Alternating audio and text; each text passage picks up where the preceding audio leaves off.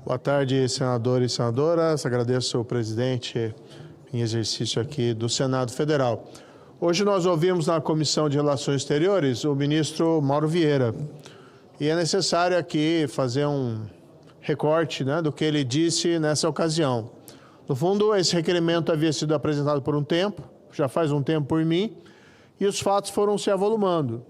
Embora eu respeite muito a tradição diplomática do Itamaraty, do Brasil, seu corpo de profissionais, eu creio que a diplomacia presidencial brasileira está no seu pior momento. Tivemos uma sucessão de erros nos últimos 60 dias. Primeiro, concessão de asilo diplomático à ex-primeira-dama do Peru, a corrupta Nadine Heredia. Ela foi condenada no dia 16 de abril, naquele país. No mesmo dia, refugiou-se na Embaixada do Brasil em Lima e conseguiu um asilo relâmpago. Nunca vi um asilo tão rápido. Na mesma tarde estava tudo resolvido e ainda foi enviado um avião da FAB para buscá-lo e trazê-lo ao Brasil. Eu indaguei ao ministro, o senador Magno Malta, por que concedeu asilo diplomático a alguém que foi condenado criminalmente por corrupção? Porque o asilo político, o asilo diplomático, ele é concedido a pessoas que estão sendo perseguidas politicamente por acusações falsas, ou eventualmente por crimes de opinião, ou por serem opositores, não estarem tendo lá o devido processo. Não tem registro de nada disso no caso da Nadine Heredia.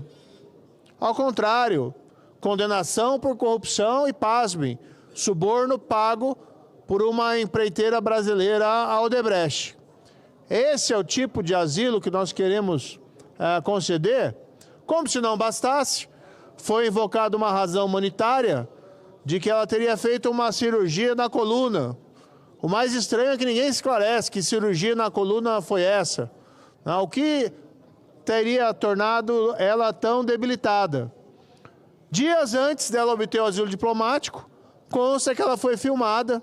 Isso foi divulgado por uma revista, o jornal peruano Panorama, reproduzido pelos veículos brasileiros, no qual ela estava em um clube, se locomovendo normalmente.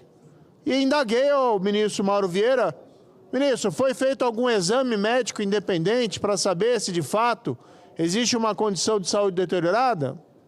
Não, não foi feito nada. Contrasta esse procedimento da diplomacia brasileira com o que nós vimos em relação à Argentina. A Argentina concedeu asilo político a 5 venezuelanos que estavam sendo perseguidos, aí sim, politicamente, pelo ditador, pelo tirano de Caracas, Maduro. Eles se refugiaram na Embaixada Argentina. O Brasil, louvadamente, até assumiu a guarda da Embaixada após o rompimento das relações bilaterais entre Argentina e Venezuela. E no dia 6 de maio, eles foram resgatados, aparentemente pelos Estados Unidos e com apoio da oposição venezuelana. O Brasil não foi informado. O ministro Mauro Vieira confirmou que o Brasil não foi informado. E eu fico indagando se o Brasil não foi informado, por quê? Não é mais um parceiro confiável para a oposição da Venezuela? Por que o Brasil foi deixado ali no escuro? Mas o contraste entre a posição do Brasil, que concede asilo a alguém condenado por corrupção, com a posição da Argentina, que concede asilo a perseguidos políticos na Venezuela, é gritante. Eu tenho uma parte aqui primeiro do senador Amin. Serei muito breve, presidente, porque eu estava ao lado do senador Sérgio Moro e a segunda parte do que Vossa Excelência aborda foi, inclusive, objeto do requerimento meu, que complementou o seu. Essa posição, realmente, eu que sou um defensor da diplomacia brasileira, do Instituto Rio Branco, dos nossos diplomatas, eu compartilho o seu constrangimento e o constrangimento daqueles que militam na carreira da diplomacia. Pressurosos para dar asilo político a quem a justiça já condenou por corrupção e lentos na proteção a perseguidos políticos. Essa contradição realmente me constrange como brasileiro e eu sou solidário com o que Vossa Excelência está aí a falar. E li, na ocasião, né, complementando uma carta de 26 de abril, escrito por esses asilados da embaixada, no qual eles cobravam do Brasil uma atitude mais rigorosa. Ora, Lula não é próximo a Maduro, não mantém relações diplomáticas próximas, não o recebeu aqui com tapete vermelho em 2023. E nessa carta esses venezuelanos cobravam, sim, porque a diferença de tratamento, porque Nadine Heredia, a ela é concedido tão rapidamente esse asilo a jato, não confundir com a Lava Jato, mas concedido esse asilo a jato, enquanto para os refugiados ali na embaixada, o Brasil não se empenhou na mesma intensidade, pelo menos. Lula nunca falou publicamente sobre esse fato, aliás. Também o senador pediu uma parte.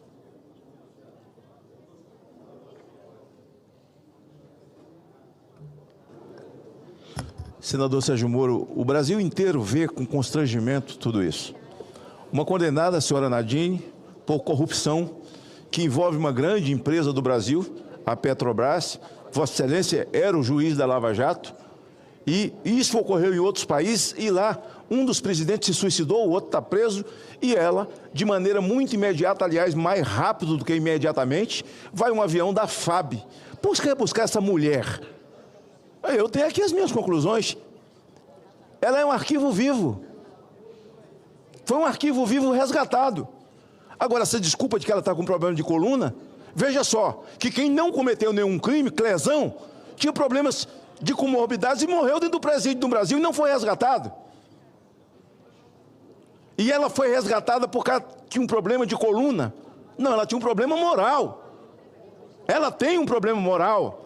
E aí o avião da FAB se desloca e vai buscar rapidamente. Eu acho, e pedi para protocolar agora, que nós precisamos trazer aqui o ministro da Defesa e o comandante da Aeronáutica, que é quem pode dar dados técnicos.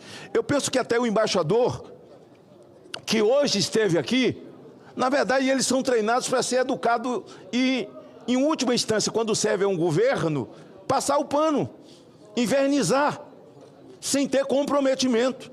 Agora, o comprometimento no Brasil, com o resgate dessa corrupta, que tem hoje o marido preso, com o avião da FAB, com o dinheiro do povo brasileiro, que já está sendo depauperado, dissecado, desrespeitado, da maneira que o povo brasileiro está, e diante de um quadro como esse, para nós é vergonhoso, é deplorável. E eu espero que a gente vá ouvir o Múcio, espero que a gente vá ouvir o comandante da Força Aérea, para que a gente possa ir a fundo nessa questão, porque não pode parar por aí. É um desrespeito, um assinte a todo o povo brasileiro.